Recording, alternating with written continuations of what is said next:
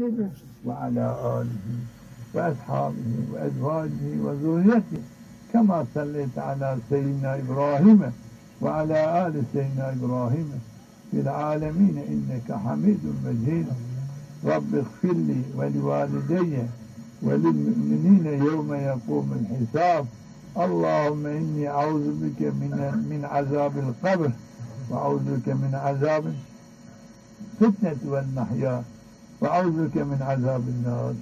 Bonus kul dua. Rabbena atina fid dunya haseneten ve fil ahireti haseneten ve qina azabennar. Şu dua buzonu. Kulikenu. Bani kuli kurraşlar. Esselamu aleyküm ve rahmetullahi. Esselamu aleyküm ve rahmetullahi. Selam. Bir selam namazı vecil namazı batalım. Gerek ki koli kurraştı, vazı, selam budu, koli kurraştı, bani namazı vecil. Bani her şekilde beni halal, her şekilde namazı kısmı da işe yapmam. Vakti selam da kıyamet inkardı. Estağfirullahal-azim. Estağfirullahal-azim. Estağfirullah. Yeri gıybatı. Allahümme entesselam ve minkesselam.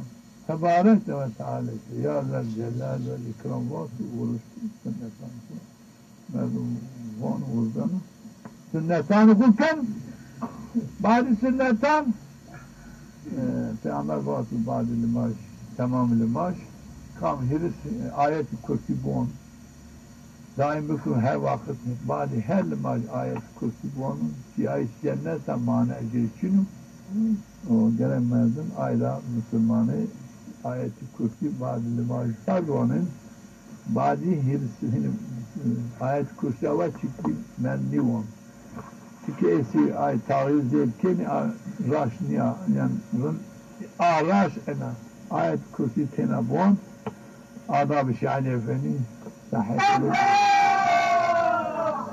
badi ene hirs subhanallah badi ene hirs elhamdülillah بعد أن يرسل الله أكبر لا إله إلا الله وحده لا شريك له له الملك وله الحمد يحيي ويميت وهو على كل شيء قدير وعلى آله وأصحابه